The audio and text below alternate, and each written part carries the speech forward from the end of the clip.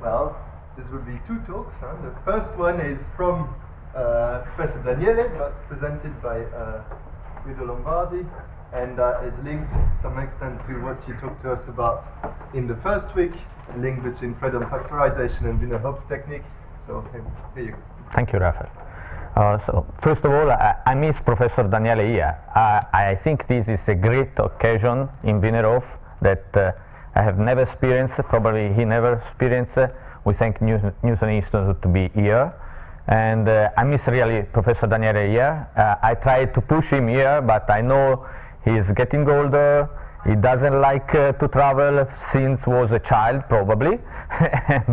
and sorry for that. Okay, but I try to do my best to present his material on Fredholm factorization that gave me also inspiration to treat and to deal electromagnetics problems. We are both engineers in Torino, in Politecnico of Torino, Italy, and we have interest in applied mathematics.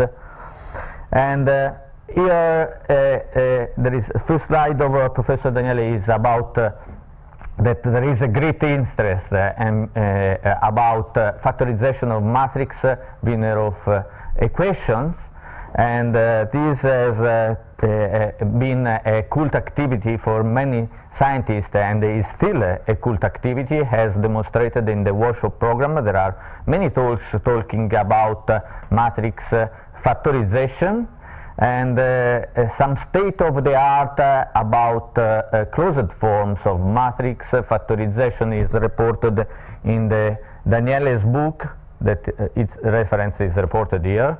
And we want to highlight that there is a great and growing importance of formulation in terms of Wiener-Hopf equations in many applications like applied mathematics, physics, engineering.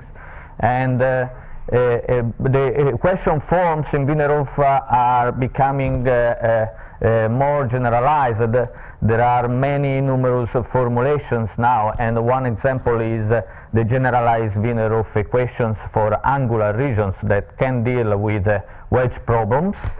And of course, a closed form Wiener-Hopf factorization for an arbitrary matrix remains challenging, fascinating problems, but right now we have a strong need to introduce a general and efficient method of solving matrix Wiener-Hopf equations, and in this context we are presenting the what we call Fredholm factorization is a name that we have given to the method. Okay, so the aim of the presentation is the reduction of Wiener-Hopf equation to Fredholm integral equation of second kind. The inspiration of this formulation came from the WHequations book of 1967, and what we call Fredholm factorization is available for a wide spectrum of applications, and probably here in this event we can find other applications with respect to ours that are with electromagnetic scattering background. And Fredholm factorization, the key points are it's powerful, flexible, a general tool, so it can be applied in many disciplines and many applications. And we will give a focus on diffraction problems, and we will present material where the illumination is given by plane wave that produce in the spectra a single pole that we call eta 0 here. And we will give a formulation at beginning starting from homogeneous Wiener-Hopf equation. So starting from a homogeneous Wiener-Hopf equation, we have a kernel, a plus function, a minus function. Sorry for the assumption, we have the imaginary unit that we call J instead of I. This is come from our engineering background. We have the Laplace transforms, the plus functions, the minus function, or unilateral Fourier transforms with the asymptotic properties here of the plus and minus functions and the kernel. And we want to highlight as notations that what we call non-standard parts of Laplace transforms. any plus and minus function has a standard form, a standard part, and a non-standard part. The standard part is regular in the upper half plane, as defined as conventionally. The minus part, standard part, is defined in the lower plane. Then the non-standard parts are constituted by characteristic part of poles located in the upper half plane for the plus functions, and these kind of poles come from the sources. So in this case, in this framework, the plane wave incident on the structures, and a similar definition for the non-standard part of the minus functions. So plus and minus functions are regular in upper half plane, lower half plane in a generalized sense because of this definition on non-standard parts. And here we have other properties. F plus non-standard is non-vanishing if there are the poles in the upper half plane, so poles coming from the illumination of the problems of plane waves.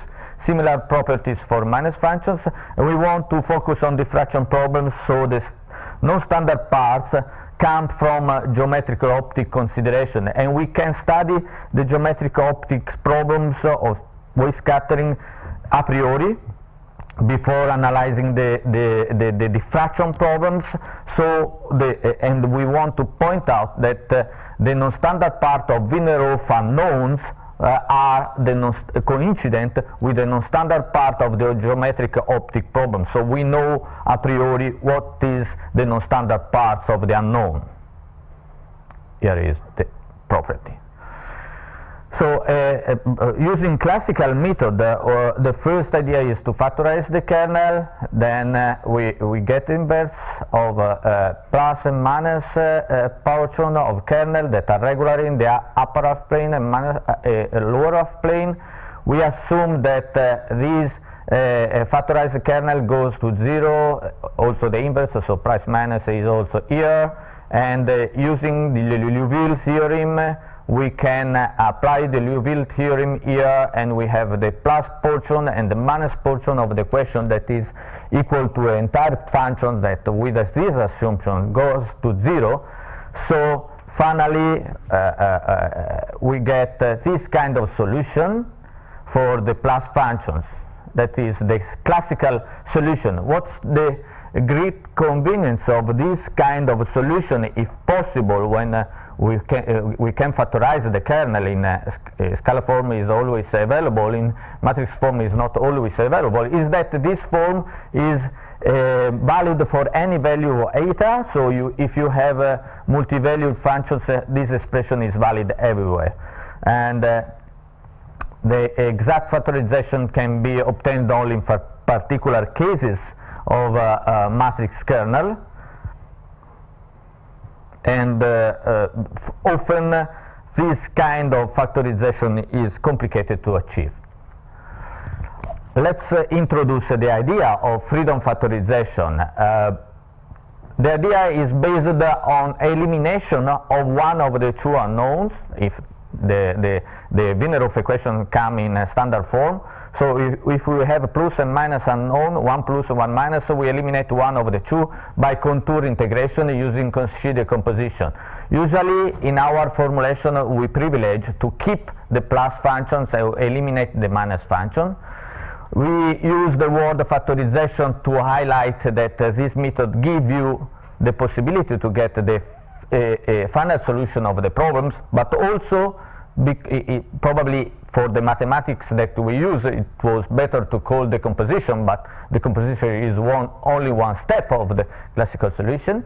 And also with this method, applying Fredholm factorization, you can get the factorization of the kernel, as we highlighted in the short course in the first week at lecture 1. We gave a procedure to get the factorized kernel. So starting from the composition formulas reported here, we reported the smile contour integration and the front contour integration that Abrams used this terminology in the 80s, right? And Wickham, you told Wickham was the first one, real first one to use this, right? Right? We didn't find the original paper, so I reference to your paper in the 80s for that. And here are the properties of application of smile contour and front contour to the plus functions and minus function. Recall that minus functions and plus function here may contain poles in the standard regularity as plane because of the sources. And here the little square is a symbol error, is the real axis. So this is R, and R. When we apply gamma 1, the smile contour to F plus, we get these properties, F plus minus F plus non-standard. And when we apply gamma 2 to F plus, we get the non-standard portion with a minus. By closing the contour, you can get these properties. And similar properties are reported here for F minus functions. And we will use these properties to get the Fredholm factorization of the equations. So let's start from a homogeneous Wiener-Hopf equation here.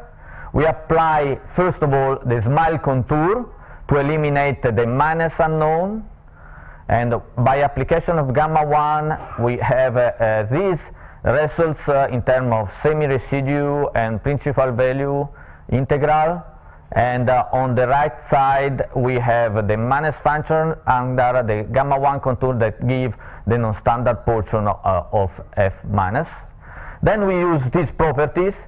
We apply the front contour to this function g eta F plus eta minus eta prime, and we get this representation in terms of semi-residues and principal value, and we get also the results coming from here, from the properties shown before, that we have minus g times F plus non-standard. If we subtract the two form, we get this.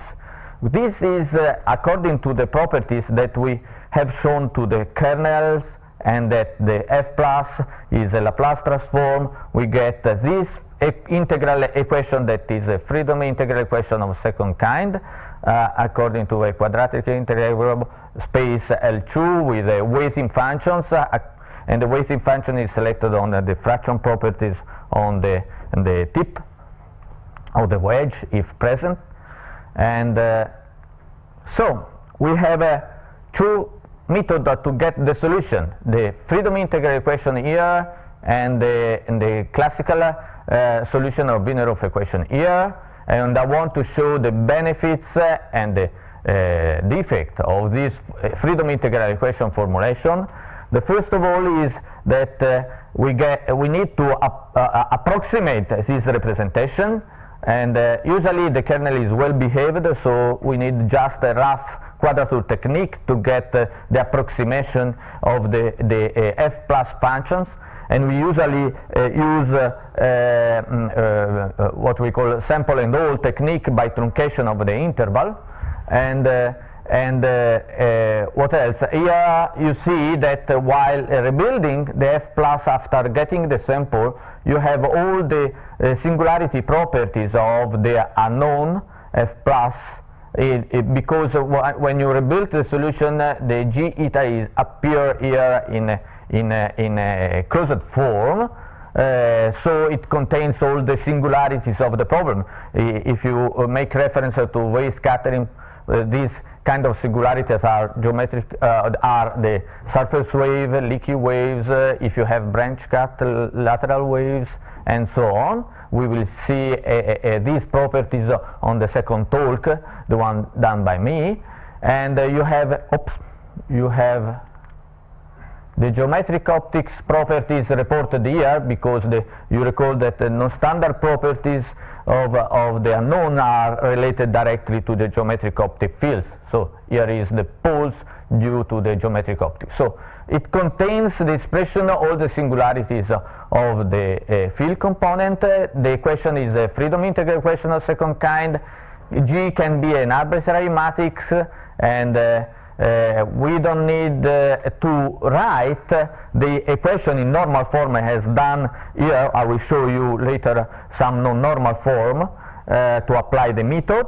And the only defect that we have, that is a discretization of the problem, so you have an approximate solution, and you require in particular analytic continuation when you have multi-value functions inside your kernel. So you have to include the procedure that I will show you in the second talk, how to get the analytical continuation when you have proper and improper sheet inside your kernel. So let's see here an application of this Fredholm factorization to a non-normal form. Here is a kind of equation. You have f1 plus, f minus, and f2 plus minus eta. The first two terms recalls the standard normal form. So we apply the same procedure, we get similar behavior for the first two terms. So we have to handle this extra term, and here is the procedure to handle the third term. So we have these properties that come from the Cauchy decomposition, and then if we subtract these two, we get this form. And so when we apply the smile contour at the beginning on this equation, we get these terms and these terms for the b eta terms. Summing up the two, this one and this one, we get the integral representation that now is not closed because we have more than one known. So we would have need another equation to completely solve the problems. But to show how to close the problems, we refer here to this nomenclature for the equations that come from John's book and Kobayashi terminology. Here we have modified Wiener-Hopf equations. The first one is the transversally modified Wiener-Hopf equation, also called the second kind modified equation, and longitudinal modified Wiener-Hopf equation, also called first kind modified equation, that comes from discontinuities of materials and finite regions. And the third one application will be in a non-normal form, will be generalized Wiener-Hopf equations. I will give some hint on angular regions, and we will treat these in detail in the second talk. So of course you know that Jones introduced an efficient method to analyze these two equations, the transversally modified and longitudinally modified. In this method there is a partial factorization. As I shown before, we don't need any preliminary factorization of the kernel in our method. We just keep the original kernel and we go on the procedure. That's the advantage and the generality of the method. And we can apply these in closed problems like the transversally modified. We can apply to longitudinal modified Wiener-Hopf equation the Fredholm factorization, and we will show how to close the problem in this case. So let's start from transversally modified Wiener-Hopf equation. So we have this kind of equation. We have this term and this term are classical. This is the new one. And so if we apply to the gamma one, the smile contour to this equation, we get this property.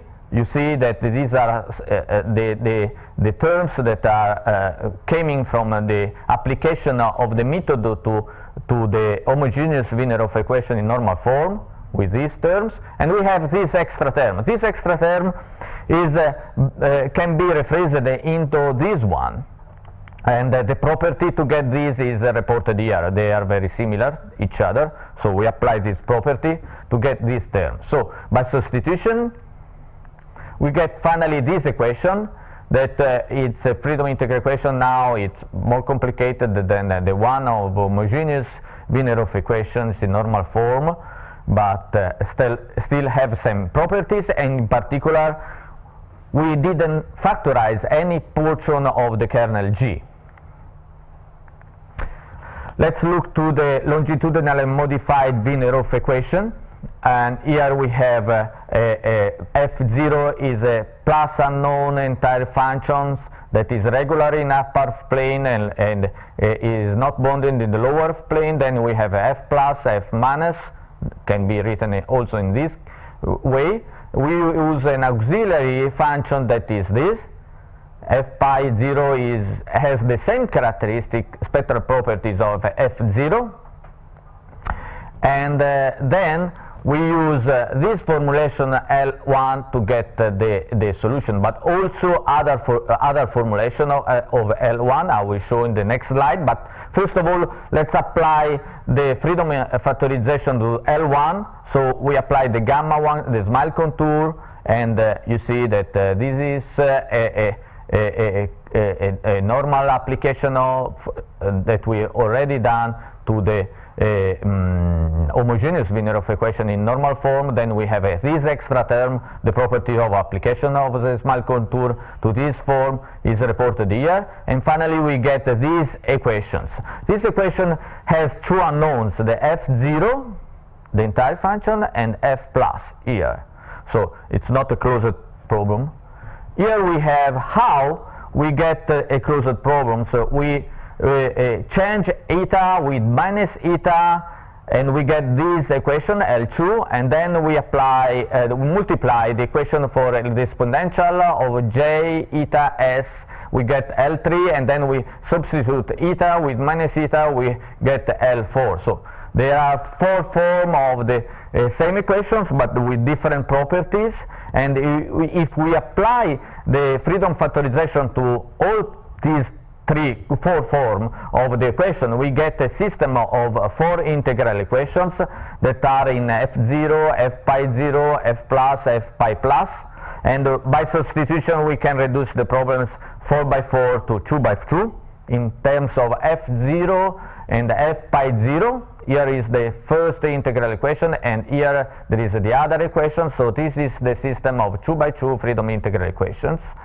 And if we want, after the solution of these two equations, we can get back the f plus and f pi plus with these two equations that are obtained by a Fredholm factorization applied to the four equations. Here as reported the sources of the Fredholm integral equations here. So we get from the first two f0 and f pi 0, and then by the last two we get f plus and f pi plus, and we have solved the problem. And we also in this case we want to show that we have not factorized any portion of the kernel. A note that I have discussed with Professor Daniele.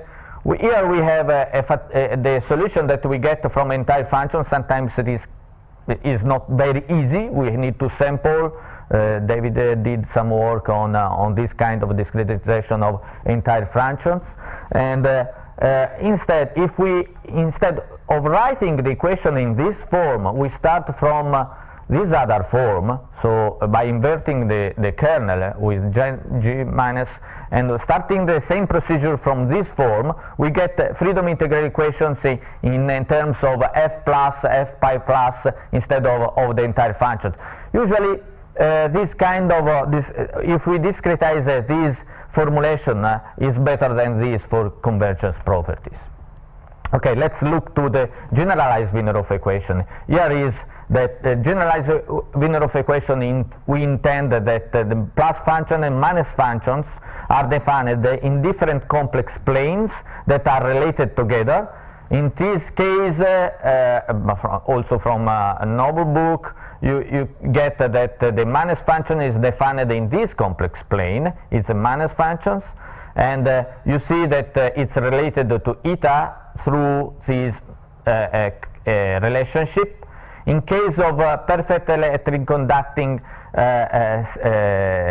wedge scattering at EZ polarization, you get a scalar Wiener-Hopf equation or generalized Wiener-Hopf equation with this kernel. This is a classical kernel.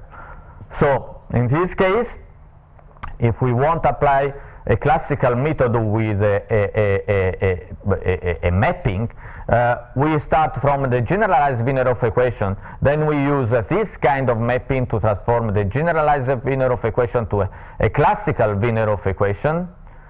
And after transforming this into a classical Wiener-Hopf equation, then we can factorize in closed form the kernel, in this simple case, the perfect electric conducting wedge. And here is reported the equation, and you get the closed form solution here. Okay, let's go further into more complex problem, and we will have the analysis of this problem in the next talk. In this problem we have a wedge, perfect electric conductive, so the field cannot penetrate inside. Then we have an angular region that is homogeneous. Then we have a different material here that is a layer, and then there is a termination, a ground that cannot be penetrated by the field. So let's focus the attention that we split the problem into this region 1 and region 2, that are homogeneous in materials and in some sense homogeneous, classical, canonical in shape, because we have an angular region, then we have a layer, and here is introduced the equation that the generalized Wiener-Hopf equation that deal with region 1. Okay, you see that it's a generalized Wiener-Hopf equation because we have 2 plus unknown here in eta variable, and here we have a minus unknown defined in MA that is related to eta through this relation, and we apply the mapping done before to transform this kind of a generalized Wiener-Hopf equation to a classical Wiener-Hopf equation here. The property is that the plus functions in eta maintain their properties to be plus functions in alpha plane, and minus functions in M maintain their properties in alpha plane and become minus functions in alpha, but it's not true the vice versa. Okay.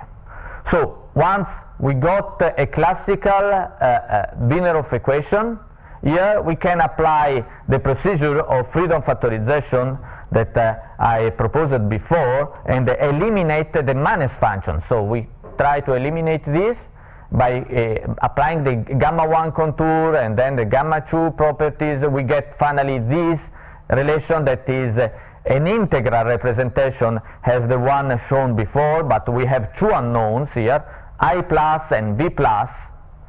This is an integral operator that is highlighted here. I will go into detail to this operator in the next talk. And then we have S eta, that is the source of geometric optic poles and geometric optic fields that is appearing in this equation. This is an integral representation of region 1. It's not a closed problem. We will close the problem when we will analyze region 2. And we will get a Fredholm integral equation. So we have demonstrated these equations starting from generalized Wiener-Hopf equation for angular region by the paper of 2003 of Professor Daniele, and recently with a completely different deduction in 2016, starting from the wave equation in W plane. W plane is the complex angular plane.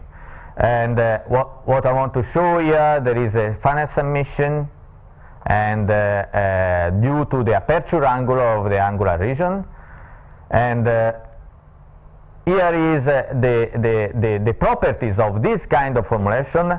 We have the integral representation for the subregion that is independent from the other regions. This is just the equations, just the integral representation of the angular regions. The only connection to the other regions here in this formulation is the unknowns that at the interface of the 2 regions, and the S term that is the source of the integral representation that comes from the analysis of geometric optics field of the entire problem.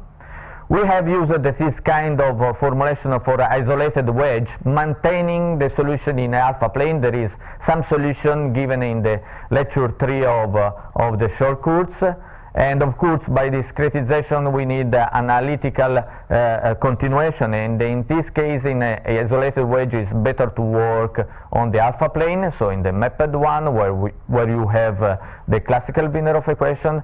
And there are available solutions in literature given from us about impenetrable wedges, dielectric wedges, and other problems. And a more complex problem will be analyzed in next presentation by me, and I think here we have some references. Okay.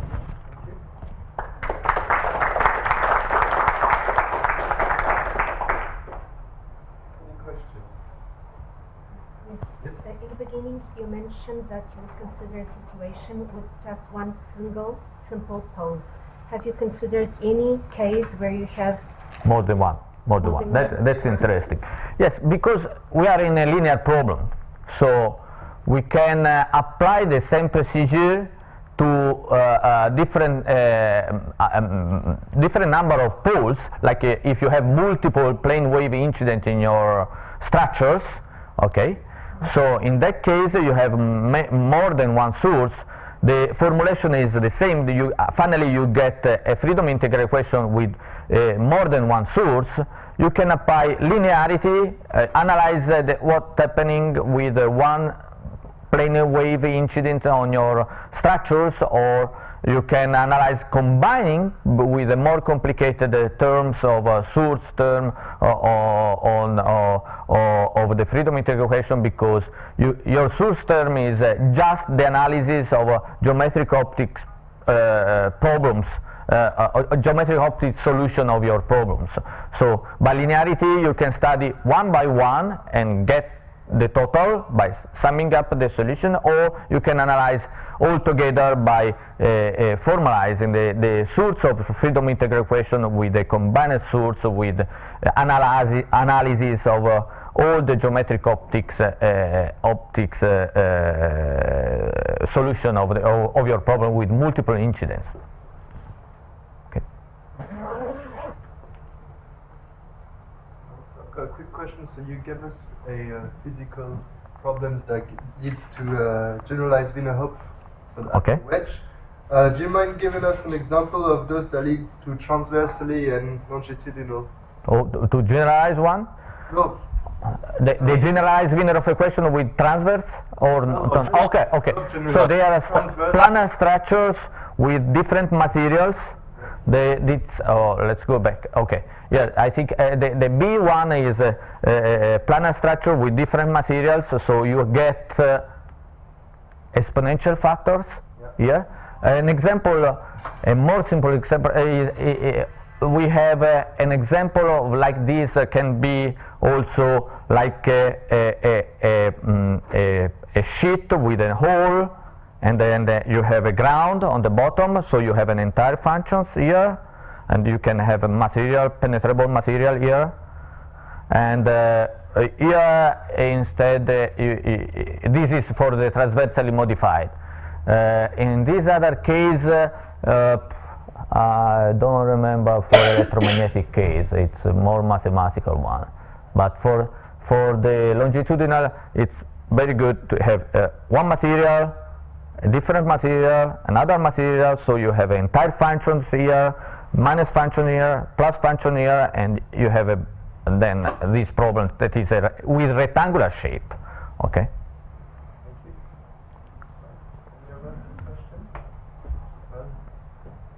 If not, well, thank you okay. for this presentation.